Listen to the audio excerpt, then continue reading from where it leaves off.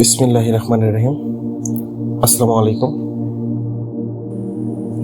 কাবার চাবি, সূর্যের সোনালি আভা বিধৌত ঝলমলে এক ভোর। ইসলামের একেবারে শুরুর দিকের সময় মক্কার কুরাইশদের কাছে একত্ববাদের বার্তা প্রচার করে বেড়াচ্ছেন একজন মানুষ, মোহাম্মদ ইবনু আবদুল্লাহ সাল্লাল্লাহু আলাইহি ওয়াসাল্লাম। তিনি যে কথাগুলো বলছেন তা বেশ অদ্ভুত এবং নতুন। এমন কথা মক্কাবাসী এর আগে কোনোদিন শোনেনি। তার দাবি, মক্কার লোকেরা এতদিন এযাবৎ যে সকল ইলাহে উপাসনা করে এসেছে তারা সকলেই মিথ্যা। তাদের নেই কোনো ক্ষমতা, নেই কোনো শক্তি, না তারা কিছু শুনতে পায়, না কিছু দেখতে পায়। জড় পদার্থের তৈরি কতক মূর্তি ব্যতীত তারা আর কিছুই নয়। সত্যিকার ইলাহ হলেন একজন আল্লাহ। তিনি এক এবং অদ্বিতীয়, তার নেই কোনো অংশীদার।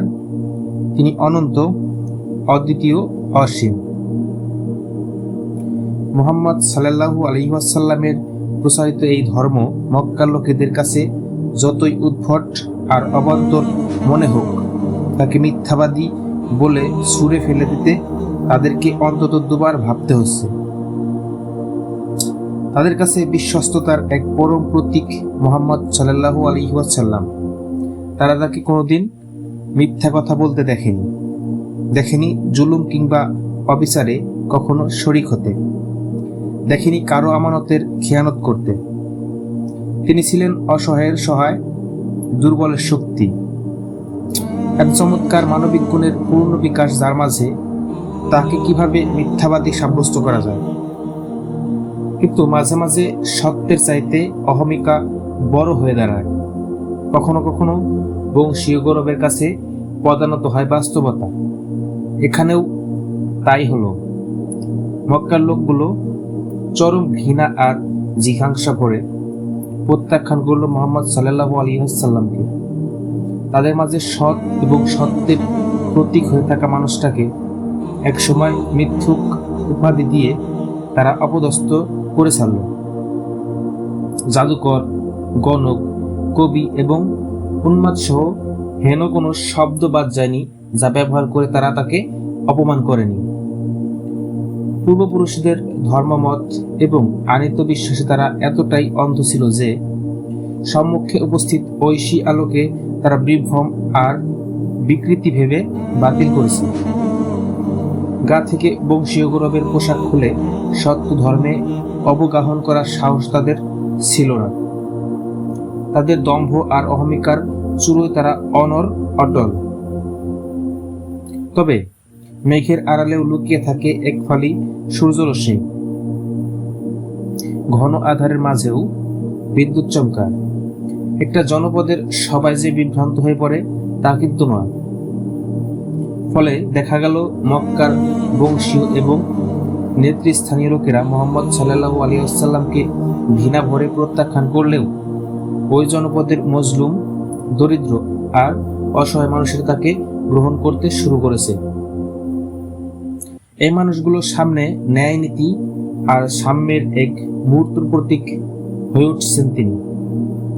ইসলাম পৌঁছে যাচ্ছে তাদের মর্মমূলে। একত্ববাদের আহ্বান, আন্দোলন তুলছে তাদের শিরা উপশিরায়। তাদের সামনে ক্রমেই প্রসারিত হতে শুরু করেছে হিদায়াতের পথ। তারা বুঝতে পারল যে জঞ্জাল আর নিপীড়নের শিকলে আজ তারা বন্দী, কেবল ইসলামই পারে সেই শিকল ভেঙে তাদের মুক্ত করতে। প্রচলিত সমাজ তাদের যে অধিকার হরণ করেছে সেই অধিকার ফিরিয়ে দিতে পারে শুধু ইসলাম। শুধু কি তাই, অন্তরের গহীনে মাবুদের কাছে নিজেকে সঁপে দেওয়ার যে অনিঃশেষ আকাঙ্ক্ষা, সেই আকাঙ্ক্ষা পূর্ণ করবার যাবতীয় রসদের সন্ধান তারা মুহাম্মদ সাল্লাল্লাহু আলাইহি ওয়াসাল্লামের প্রচারিত ধর্মের মাঝেই খুঁজে পেয়েছে। যাদের কোনো কিছুই আর অবশিষ্ট নেই, হারাবার আর ভয় কি তাদের? সুতরাং চলো এগোই বলে এই লোকগুলো মুহাম্মদ সাল্লাল্লাহু আলাইহি ওয়াসাল্লামের আনিত দিনে আসতে শুরু করে দিল। তারা যাত্রা আরম্ভ করলো এক আলোর পথ ধরে, যে আলোর উন্মেষ ঘটেছিল হেরা গুহায়। এই গুটিকতক মানুষকে সাথে নিয়েই ভয়ডরহীন এই মানুষটা প্রতিদিন বেরিয়ে যেতেন দিন প্রচারের কাজে। মানুষের দ্বারে দ্বারে গিয়ে বোঝাতে চাইতেন তাওহীদের মর্মবাণী। যেই ভুল আর ভ্রান্তির মাঝে নিমজ্জিত গোটা জাতি, সেই ভুলের গহ্বর থেকে তাদের টেনে তুলতে কত ঐকান্তিক চেষ্টায় না তিনি করতেন। বলতেন, হে আমার জাতি, আদ্যপান্ত ভুলের মাঝে তোমরা ডুবে আছো। তোমরা যাদের উপাসনা করো তারা যে নির্জীব নিশ্চল বস্তুপিণ্ডু, বই কিছু নয়। তা কি তোমরা বুঝতে পারো না? তারা না তোমাদের কথা শুনতে পারে, না তোমাদের কোনো কিছু দেখতে পারে। কোনো কল্যাণ কিংবা অকল্যাণ সাধনের ক্ষমতা তাদের নেই। আমার কওম, তোমরা আমার কথা শোনো। আমি তোমাদের আল আমিন, যাকে তোমরা আজীবন সত্যবাদী হিসেবে পেয়ে এসেছো। আমি তোমাদের এমন এক ইলাহ, এমন এক মাবুদের দিকে আহ্বান করছি, যিনি এই আসমান জমিনের একচ্ছত্র অধিপতি। তার নেই কোনো অংশীদার, তিনি অনন্ত অসীম। তিনি তোমাদের সত্যিকার সৃষ্টিকর্তা। পরম মমতায় তিনি তোমাদের লালন পালন করেন। তোমাদের উপাসনা পাওয়ার একমাত্র দাবিদার তিনি। একদিন নবীজি সাল্লাল্লাহু আলাইহি ওয়াসাল্লাম পাহাড়ের গায়ে দাঁড়িয়ে চিৎকার করে বলতে লাগলেন, ওহে লোক সম্প্রদায়, আমি আজ তোমাদের উদ্দেশ্যে কিছু বলতে চাই। আমি আজ এমন এক কথা তোমাদের শোনাবো যা তোমরা ইতিপূর্বে কখনো শোনোনি। নবীজি সাল্লাল্লাহু আলাইহি ওয়াসাল্লামের ডাক শুনে দলে দলে লোকেরা ছুটে এলো। তারা খুব ভালো মতোই জানে কোনো অহেতুক কাজে অবশ্যই মোহাম্মদ তাদের ডাকবে না। ডাকটা যখন মোহাম্মদের, বিষয়টা তখন অবশ্যই গুরুত্বপূর্ণ। লোকেরা দলে দলে পাহাড়ের গা ঘেঁষে এসে দাঁড়ালো। উপস্থিত জনতার স্রোতকে লক্ষ্য করে নবীজি সাল্লাল্লাহু আলাইহি ওয়াসাল্লাম বললেন, হে আমার সম্প্রদায়, আমি যদি বলি এই পাহাড়ের অপর পাশে একদল শত্রু তোমাদের আক্রমণ করার জন্য ওত পেতে আছে, তোমরা কি আমার কথা বিশ্বাস করবে? সকলে সমস্বরে বলে উঠল, আলবৎ বিশ্বাস করব, কারণ আমরা জানি তুমি কখনোই মিথ্যা কথা বলতে পারো না। তখন নবীজি সাল্লাল্লাহু আলাইহি ওয়াসাল্লাম বললেন, তাহলে শোনো, আজ আমি তোমাদের এই বিপদের চেয়েও ঘোরতর এক বিপদের সংবাদ দিচ্ছি। আমি আসমান জমিনের অধিপতির কাছ থেকে প্রেরিত একজন রাসূল। আমি তোমাদের বলছি, তোমরা যে সকল উপাসকের উপাসনা করছো তারা সকলে মিথ্যা। জড়পিণ্ড ব্যতীত তারা আর কিছুই নয়। সময় ফুরিয়ে যাওয়ার আগে তোমরা মহামহিম আল্লাহর উপাসনা করো, যিনি এক এবং অদ্বিতীয়, যার কোনো শরিক নেই। তোমাদের এসব ইলাহ যাদের উপাসনায় তোমরা নিজেদের ব্যতিব্যস্ত রেখেছ, তারা তোমাদের জাহান্নামের লেলিহান আগুনের শিখায় নিক্ষিপ্ত করবে। এই দিকভ্রান্ত বিপর্যয় মুখর জীবনের বদলে আমি তোমাদের এমন এক জীবনের দিকে আহ্বান করছি যা অনন্ত সুখ এবং স্বাচ্ছন্দ্যের। এ জীবন বিশ্ব চরাচরের রবের প্রেরিত প্রদর্শিত জীবন। আসো, সেই জীবনে তোমরা অবগাহন করো। সেদিন মক্কার লোকেরা একেবারে অদ্ভুত আচরণ করল। এতদিন ধরে যাকে চোখ বন্ধ করে বিশ্বাস করে এসেছে তারা, আজ তাওহীদের বাণী তুলে ধরায় সেই লোকগুলোই মুহূর্তে বদলে ফেললো তাদের চেহারা। তারা বলল, মুহাম্মদ, ধ্বংস হও তুমি। তুমি কি সকাল সকাল এই পেঁচাল পাড়ার জন্য আমাদের এখানে একত্র করেছ? সেদিন থেকে মুহাম্মদ সাল্লাল্লাহু আলাইহি ওয়াসাল্লামের সাথে তার কওমের বিরোধ আরো স্পষ্ট, আরো জটিল হয়ে উঠল। নবীজি সাল্লাল্লাহু আলাইহি ওয়াসাল্লামের উপর নেমে এলো অকথ্য অবর্ণনীয় নির্যাতন। যারাই নবীজি সাল্লাল্লাহু আলাইহি ওয়াসাল্লামের দলে ভিড়ছিল, তাদের উপর খড়গহস্ত হয়ে উঠল কুরাইশেরা। নির্মম সব অত্যাচারে অতিষ্ঠ করে দিল তাদের জীবন। তবুও দমে যাননি নবীজি সাল্লাল্লাহু আলাইহি ওয়াসাল্লাম। তাওহীদের ঝান্ডা উঁচু করে ধরার যে অদম্য নেশায় বিভোর তিনি, তা থেকে কখনো এক মুহূর্ত নিবৃত্ত করেননি নিজেকে। জান এবং মালের সংকট জেনেও জীবনের চরম ঝুঁকি মাথায় নিয়ে অনেক সত্যান্বেষী আত্মা সত্যকে গ্রহণ করা থেকে বিরত হয়নি। যাদের চোখে তারায় অনন্ত জীবনের স্বপ্ন, যাদের বুকের গভীরে শাহাদাতের তামান্না, তারা যে ক্ষণিকের ঝড়ঝাপটায় ভরকাবে না, এই তো স্বাভাবিক। তারাও ভরকায়নি। শত বাধা এবং বিপত্তির পাহাড় ঠেলে তারা ভিড় জমাতে শুরু করেছে একত্ববাদের বলয়ে। আস্তে আস্তে ভারী হতে শুরু করেছে নবী সাল্লাল্লাহু আলাইহি ওয়াসাল্লামের দল। চারদিক থেকে কৌতূহলী হয়ে মানুষেরা আসতে শুরু করেছে তার মজলিসে। ঐশী প্রত্যাদেশের আহ্বান যাদের হৃদয়ে দাগ কেটে যায়, যাদের অন্তরে প্রশান্তি এনে দেয়, সেই সকল মানুষ সমাজের তিরস্কার, সকল রক্তচক্ষু উপেক্ষা করে আশ্রয় নিতে শুরু করে একত্ববাদের আঙিনায়। তারা জীবনের বিনিময়ে কিনে নেয় অনন্ত আখিরাত। এভাবে ধীরে ধীরে সমাজের প্রায় সকল স্তরের মানুষে দীর্ঘ হয় একত্ববাদের মিছিল। পবিত্র কাবার ভেতরে তখন কুরাইশদের স্থাপন করা অসংখ্য মূর্তি। এই মূর্তিগুলোকে ঘিরে কুরাইশদের রয়েছে অগাধ ভক্তি বিশ্বাস। নবী ইব্রাহিম আলাইহিসসালাম এবং ইসমাইল আলাইহিসসালাম কর্তৃক নির্মিত আল্লাহর এই পবিত্র ঘরখানা আজ লাত উজ্জাদের মূর্তিতে ভর্তি। এই দৃশ্য নবীজির হৃদয়কে ভারী করে তুলত। যেখানে রোপিত হয়েছে তাওহীদের বীজ, সেখানে আজ শিরকের আকড়া। যে মিনার থেকে ভেসে আসতো একত্ববাদের আহ্বান, সেখানে এখন শুধু মূর্তি পূজার উলুধ্বনি। এমন বিষাদময় দৃশ্য তখন মুখ বুজে সহ্য করা ছাড়া আর উপায় কি? কাবার একচ্ছত্র মালিকানা তখনও কুরাইশদের দখলে। কাবাকে ঘিরে চর্চা হতো তাদের যাবতীয় ধর্মীয় আচারাদি। আর কাবার অভ্যন্তরে প্রবেশের চাবি ছিল যার কাছে, তার নাম উসমান ইবনু তালহা। তখনও তিনি আগাগোড়া একজন মুশরিক। লাত, উজ্জা আর নানান কিসিমের দেবদেবীর উপাসনা করা এক লোক। একদিন নবীজি সাল্লাল্লাহু আলাইহি ওয়াসাল্লামের খুব করে কাবার ভেতরে ঢুকতে ইচ্ছে হলো। ঠিক সেই জায়গায় যেখানে আল্লাহর স্মরণে মশগুল থাকতেন ইব্রাহিম আলাইহিসসালাম, যেখান থেকে তাওহীদের আহ্বান ছড়িয়ে দিতেন ইসমাইল আলাইহিসসালাম।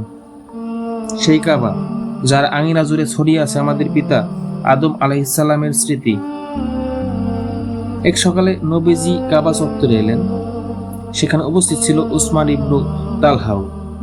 কাবার চাবি সংরক্ষণের দায়িত্ব যেহেতু তার কাঁধে ন্যস্ত, ভেতরে ঢুকতে হলে তার কাছ থেকে চাবি চেয়ে নেওয়া ছাড়া উপায় নেই কোনো।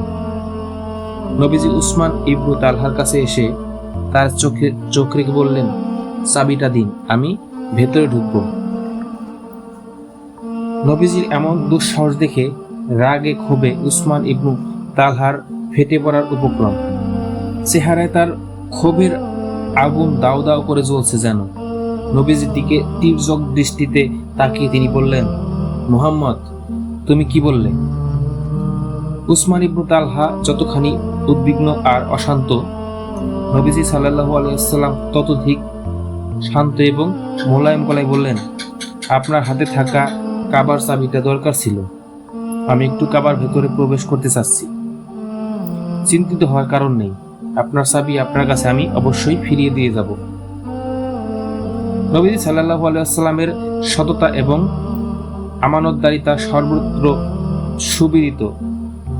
তিনি যখন কাবার চাবি পুনরায় উসমান ইবনু তালহার কাছে ফিরিয়ে দেবেন বলেছেন, তখন যে কোনো মূল্যে তিনি সেই কথা রাখবেন। এই ব্যাপারে উসমান ইবনু তালহার মনেও বিন্দুমাত্র সন্দেহ নেই। তবু শত্রু যতই সৎ আর ভালো মানুষ হোক, দিন শেষে সে তো শত্রুই। তাই নবীজি সাল্লাল্লাহু আলাইহি ওয়াসাল্লামের শান্ত চেহারা, মোলায়েম স্বর এবং সততার সনদ উসমান ইবনু তালহার মন গলাতে পারেনি। তিনি রাগে অগ্নিসমা হয়ে বললেন, তুমি তো সেই লোক যে এই কাবার উপাসকদের মিথ্যা বলে বেড়াচ্ছ। তুমি তো সে যে তার নিজের পিতৃ ধর্ম ত্যাগ করেছ। কাবার ভেতরে ঢুকবার দুঃসাহস কিভাবে করলে তুমি?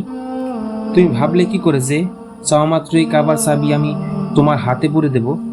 কখনোই নয়। আমি তালহার পুত্র উসমান। আমার শরীরে যতক্ষণ প্রাণ আছে ততক্ষণে কাবার ভেতরে তোমাকে আমি ঢুকতে দেব না। উসমান ইবনু তালহার এমন দৃঢ় প্রত্যাখ্যানে নবীজি সাল্লাল্লাহু আলাইহি ওয়াসাল্লাম রাগলেন না, কোনো উচ্চ বাক্যও করেননি সেদিন।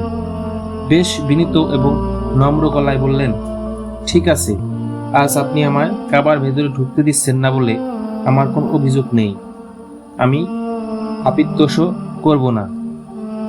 আজ আমি চলে যাচ্ছি বিফল মনোরথে। তবে একটা কথা বলে রাখি, পবিত্র কাবার যে চাবি আজ আপনার হাতে রয়েছে, আমার রব যদি চান কোনো একদিন সেটা আমার হাতে শোভা পাবে, এবং ওই দিন আমি যাকে ইচ্ছে এই চাবির মালিকানা বুঝিয়ে দেব। নবীজি সাল্লাল্লাহু আলাইহি ওয়াসাল্লামের এমন দৃঢ়প্রত্যয়ী মনোভাব দেখে উসমান ইবনু তালহা বেশ কটাক্ষ আর বিদ্রুপের সুরেই বললেন, তাই নাকি? তাহলে আমার কথাটাও মন দিয়ে শুনে রাখো মোহাম্মদ। তুমি যে দিনের স্বপ্ন দেখছো সেই দিনটা কখনই আসবে না, আর যদি সেই দিনটা আসেও, আজ আমি বলে দিচ্ছি কোনো কুরাইশ সেদিন আর জীবিত থাকবে না। এবার হেসে ফেললেন নবীজি সাল্লাল্লাহু আলাইহি ওয়াসাল্লাম। চলে যেতে যেতে বললেন, সেই দিনটা অবশ্যই আসবে এবং কুরাইশেরাও বেঁচে থাকবে। সেদিন তাদেরকে বরং ইসলাম দিয়ে সম্মানিত করা হবে। এরপর কেটে গেছে অনেকগুলো বছর। অনেক চড়াই উতরাই পার করে, অনেক ত্যাগ আর সাধনার পর নবীজি সাল্লাল্লাহু আলাইহি ওয়াসাল্লামকে আল্লাহ সুবহানাহু ওয়া তাআলা মক্কা বিজয়ের সফলতা দান করলেন। যে মাতৃভূমি থেকে তাকে তিরস্কৃত করা হয়েছিল একদিন, যে শিকড় থেকে একদিন তাকে সমূলে উচ্ছেদ করা হয়েছিল, সেই জনপথে রাজার বেশে তিনি প্রবেশ করলেন। যে ভূমিতে তাকে অবাঞ্ছিত করা হয়েছিল, আজ সেখানে তার রাজকীয় প্রত্যাবর্তন। নিশ্চয়ই আল্লাহর ওয়াদাগুলো সত্য। মক্কা বিজয় করে কাবা চত্বরে হাজির হয়ে তিনি কাবার চাবি খুঁজতে লাগলেন। তাকে বলা হলো, ইয়া রাসূলুল্লাহ, এই চাবি উসমান ইবনু তালহার হাতে আছে। সুদীর্ঘকাল ধরে কাবার চাবি সংরক্ষণের দায়িত্ব পালন করে আসছে তার বংশ। নবীজি আলী রাদিয়াল্লাহু আনহুকে বললেন, আলী, তুমি গিয়ে উসমান ইবনু তালহার কাছ থেকে চাবি নিয়ে এসো। এদিকে নবীজি সাল্লাল্লাহু আলাইহি ওয়াসাল্লাম যে বিপুল বিক্রমে মক্কা বিজয় করে ফেলেছেন, সেই সংবাদ পৌঁছে গেছে উসমান ইবনু তালহার কাছে। তিনি বুঝতে পারলেন, মুহাম্মদ যখন মক্কায় নতুন করে পা রেখেছে, তখন নিশ্চিতভাবেই কাবার চাবির খোঁজ সে করবেই, কিন্তু চাবি তাকে কোনোভাবেই দেওয়া যাবে না। কিন্তু আজ তো মক্কাবাসীরা পরাজিত, আজ তাদের শত্রুপক্ষ মুসলিম বাহিনী বিজয়ী। শক্তিতে সাহসে তারা আজ অপরাজেয়। আজ উসমান ইবনু তালহা বড়ই বিপর্যস্ত। অবস্থা বেশ সঙ্গীন দেখে তিনি লুকিয়ে রইলেন কাবার হাতিমে। তিনি ভাবলেন, হাতিমে লুকিয়ে থাকলে কেউ আর তাকে দেখতে পাবে না। আলী রাদিয়াল্লাহু আনহু এসে চারদিকে খুঁজতে লাগলো উসমান ইবনু তালহাকে, কিন্তু কি আশ্চর্য, কোথাও উসমানের টিকিটা পর্যন্ত নেই। তন্ন তন্ন করে সব দিকে খোঁজার পরে বিফল মনোরথে আলী রাদিয়াল্লাহু আনহু কাবা হাতিমে একবার খুঁজে দেখার কথা ভাবলেন। বলা যায় না, লোকটা যদি সেখানে ঘাপটি মেরে থাকে। তাই হলো। কাবার হাতিমে চড়ে বসতেই আলী রাদিয়াল্লাহু আনহু দেখলেন উসমান ইবনু তালহা সেখানে কুঁকড়ে আছেন, ভীষণ ভীত শঙ্কিত। আলী রাদিয়াল্লাহু আনহুকে দেখে তিনি ভূত দেখার মতোই চমকে উঠলেন। আলী রাদিয়াল্লাহু আনহু বললেন, দিন, চাবিটা এবার ভালোই ভালোই দিয়ে দিন। ভীত কিন্তু বিবল নয় উসমান ইবনু তালহা। পরাজিত হলেও মুহাম্মদ সাল্লাল্লাহু আলাইহি ওয়াসাল্লামের সাথে তার জাত শত্রুতার কথা তিনি ভুলবেন কি করে? তাছাড়া একদিন কাবা প্রাঙ্গণে নবীজি কাবার চাবি চাওয়াতে তাকে যেভাবে অপমান অপদস্থ করেছিলেন, তিনি স্মৃতিপটে তা এখনো দগদগে। শত্রুর হাতে এভাবে চাবি হাতছাড়া করবেন, এতটা অপ্রকৃতিস্থ তিনি এখনো হননি। গম্ভীর গলায় তিনি বললেন, চাবি অবশ্যই দেব না, তোমার যেমন চাই করো আলী। বেশ শক্ত জোয়ান আলী রাদিয়াল্লাহু আনহু। নবীজি সাল্লাল্লাহু আলাইহি ওয়াসাল্লাম চাবি নিতে বলেছেন আর তিনি খালি হাতে ফেরত যাবেন, এমনটা তো কল্পনাও করা যায় না। উসমান ইবনু তালহা চাবি দেবেন না, আলী রাদিয়াল্লাহু আনহু চাবি ছাড়া যাবেন না। সুতরাং লড়াই একটা আসন্ন। বিনা যুদ্ধে নাহি দেব সার, সুচাগ্রমে দেনি। জোয়ান পুরুষ আলীর সাথে পেরে উঠলেন না উসমান ইবনু তালহা। তিনি নিমেষেই অনেকটা সোমেরেই তার হাত থেকে চাবির গোছা ছিনিয়ে নিয়ে হাঁটা আরম্ভ করলেন। পরাজিত হয়ে শত্রুর পদযাত্রার দিকে তাকিয়ে থাকা উসমান ইবনু তালহা আর কি করতে পারে? কাবার চাবি হাতে পেলেন মুহাম্মদ সাল্লাল্লাহু আলাইহি ওয়াসাল্লাম। এই সেই চাবি যা দ্বারা খোলা হয় এক পবিত্র ঘরের দরজা। একদিন এই চাবি না পাওয়ায় কাবায় ঢোকার ইচ্ছেটাকে জলাঞ্জলি দিয়ে মন খারাপ করে ফিরতে হয়েছিল তাকে। সেই চাবিটাই আজ তার হস্তগত। আজ কেউ নেই কোথাও যে নবীজিকে কাবায় ঢুকতে নিষেধ করতে পারে। আজ তিনি স্বাধীন। নবীজি সাল্লাল্লাহু আলাইহি ওয়াসাল্লাম কাবার ভেতরে ঢুকে 2 রাকাত সালাত আদায় করলেন। সালাত পড়ে বাইরে এলে আব্বাস রাদিয়াল্লাহু আনহু তার কাছে এসে দাঁড়ালেন। তখন মক্কায় যারা হজ করতে আসতো তাদের পানি পান করানোর দায়িত্ব ছিল নবীজির চাচা আব্বাস রাদিয়াল্লাহু আনহুর কাঁধে। এতদিন পর মুসলিমরা মক্কা জয় করেছে, কাবার একচ্ছত্র মালিকানা মুসলিমদের হতে যাচ্ছে। তাই আব্বাস রাদিয়াল্লাহু আনহু ভাবলেন, হাজিদের পানি পান করানোর পাশাপাশি কাবার দরজা খোলার দায়িত্বটাও যদি পাই কতই না সৌভাগ্যের হবে সেটা। আব্বাস রাদিয়াল্লাহু আনহু নবীজি সাল্লাল্লাহু আলাইহি ওয়াসাল্লামকে বললেন, ইয়া রাসূলুল্লাহ, কাবার চাবি সংরক্ষণের দায়িত্বটা কি আমাকে দেওয়া যায়? যদি দেন তাহলে হাজিদের পানি পান করানোর পাশাপাশি আরেকটি মহান দায়িত্ব পালন করার সৌভাগ্য লাভ করতে পারতাম। ওই মুহূর্তেই আল্লাহর পক্ষ থেকে ওহী নিয়ে হাজির হলেন জিবরিল আলাইহিস সালাম। সেদিন নবীজি সাল্লাল্লাহু আলাইহি ওয়াসাল্লামের উপর নাজিল হলো সূরা আন-নিসার 58 নম্বর আয়াত, যেখানে আল্লাহ সুবহানাহু ওয়া তাআলা বলেছেন, নিশ্চয়ই আল্লাহ তোমাদেরকে নির্দেশ দিচ্ছেন আমানত সমূহ তার হকদারকে ফিরিয়ে দিতে, আর তোমরা যখন মানুষের মাঝে বিচার কার্য পরিচালনা করবে তখন ন্যায় পরায়ণতার সাথে বিচার করবে। এই আয়াত নাজিল হওয়ার পর ওমর ইবনুল খাত্তাব রাদিয়াল্লাহু আনহু বললেন, আজকের আগে নবীজি সাল্লাল্লাহু আলাইহি ওয়াসাল্লামকে আর কখনো আমি এই আয়াত তিলাওয়াত করতে শুনিনি। আয়াতটা নাজিল হয়েছে কাবার চাবি কেন্দ্রিক ঘটনার জেরে। আব্বাস রাদিয়াল্লাহু আনহু নবীজি সাল্লাল্লাহু আলাইহি ওয়াসাল্লামের কাছে কাবার চাবি চেয়ে বসলে জিবরিল আলাইহিস সালাম এই আয়াত নিয়ে হাজির হন। ওই অবস্থায় কাবার চাবির মূল মালিক ছিলেন উসমান ইবনু তালহা। হোক তিনি মুশরিক তখনও, হোক তিনি ইসলামের ঘোরতর শত্রু, তবুও তার হাত থেকে দায়িত্ব ছিনিয়ে নেওয়ার অধিকার আল্লাহ সুবহানাহু ওয়া তাআলা নবীজি সাল্লাল্লাহু আলাইহি ওয়াসাল্লামকে দিতে চাননি। তাই নবীজি সাল্লাল্লাহু আলাইহি ওয়াসাল্লাম আব্বাস রাদিয়াল্লাহু আনহুর কাছে কাবার চাবি হস্তান্তর করার আগেই আল্লাহ সুবহানাহু ওয়া তাআলা ওহীর মাধ্যমে নবীজি সাল্লাল্লাহু আলাইহি ওয়াসাল্লামকে জানিয়ে দিলেন যে চাবিটা যেন তার প্রকৃত মালিক বরাবর অর্থাৎ উসমান ইবনু তালহার কাছেই ফিরিয়ে দেওয়া হয়। এই আয়াত নাজিল হলে নবীজি সাল্লাল্লাহু আলাইহি ওয়াসাল্লাম ব্যাপারটা নিয়ে আর বিন্দুমাত্র ভাবেননি। আলী রাদিয়াল্লাহু আনহুকে ডেকে বললেন যেন তিনি কাবার চাবি পুনরায় উসমান ইবনু তালহার কাছে পৌঁছে দিয়ে আসেন। আলী রাদিয়াল্লাহু আনহু উসমান ইবনু তালহার কাছে এলেন। তিনি খুব লজ্জিত এবং অনুতপ্ত। একটু আগেই এই লোকটার সাথে তার ধস্তাধস্তি হয়েছে, অনেকটা ছিনিয়ে তার কাছ থেকে চাবি নিয়ে গিয়েছিলেন। এখন আবার সেই চাবির গোছা হাতে নিয়ে তার কাছে কিনা ফিরতে হলো। আলী রাদিয়াল্লাহু আনহু সসংকোচে বললেন, চাবিটা জোর করে ছিনিয়ে নিয়েছি বলে দুঃখিত, কিন্তু আপনি গো ধরায় এটা করা ছাড়া আমার সামনে আর কোনো উপায় ছিল না। এই নিন আপনার চাবি। নবীজি সাল্লাল্লাহু আলাইহি ওয়াসাল্লাম আদেশ করেছেন আপনার চাবি আপনার হাতে ফেরত দিতে। ঘটনার আকস্মিকতায় চমকে গেলেন উসমান ইবনু তালহা। এমনটা তো হওয়ার কথা ছিল না। মুহাম্মদ সাল্লাল্লাহু আলাইহি ওয়াসাল্লাম কাবার চাবি ফেরত পাঠালো কিভাবে? তার মনে পড়ে গেল বহু আগের এক স্মৃতি, সেই দিনটার কথা যেদিন কাবার ভেতরে প্রবেশের জন্য মুহাম্মদ সাল্লাল্লাহু আলাইহি ওয়াসাল্লাম তার কাছে চাবি চেয়েছিলেন, কিন্তু সেদিন তিনি তাকে অগ্রাহ্য করেছিলেন। আজ সেই পরম কাঙ্ক্ষিত বস্তুটা পাওয়ার পরেও সেটা অবলীলায় ফেরত পাঠিয়ে দেওয়াটা কোনো মতেই তিনি বিশ্বাস করতে পারছিলেন না।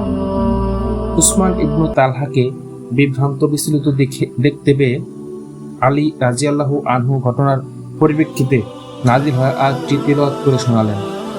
আয়াতটি শুনেই মনের সকল প্রশ্ন সকল জিজ্ঞাসা এবং সন্দেহ উড়ে গেল তার।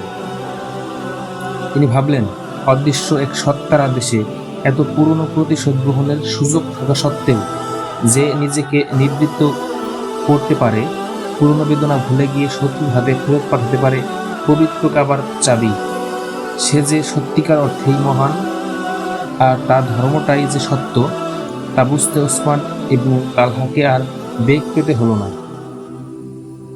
উসমান ইবনু তালহা ছুটে এলেন নবীজি সাল্লাল্লাহু আলাইহি ওয়াসাল্লামের কাছে।